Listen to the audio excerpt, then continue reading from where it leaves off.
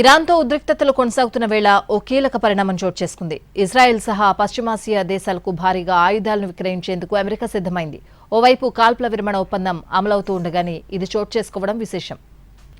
Israel, Kuwait, Qatar, UAE వంటి మిత్ర దేశాలకు దాదాపు $8.6 బిలియన్ పైగా విలువైన సైనిక ఆయుధాల విక్రయానికి యుఎస్ విదేశాంగ శాఖ ఆమోదం తెలిపింది.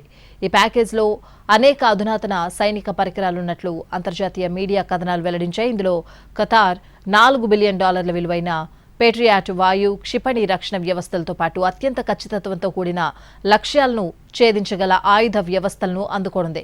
కువైట్కు సుమారు $2.5 బిలియన్ ఆయుధాలు వెళ్లనున్నాయి. ఇజ్రాయెల్, యూఏఈలకు గైడెడ్ రాకెట్ లాంచర్లను యుఎస్ విక్రయించనుంది. సాధారణంగా ఆయుధ విక్రయాలను అమెరికా కాంగ్రెస్ రివ్యూ చేస్తూ ఉంటుంది. అయితే ట్రంప్ యంత్రాంగం అత్యవసర అధికారాలను ఉపయోగించి త్వరగా ఈ విక్రయాలు జరపాలని నిర్ణయించుకుంది. ఈ చర్యను యుఎస్ విదేశాంగ కార్యదర్శి మార్కో రూబియో సమర్థించుకున్నారు.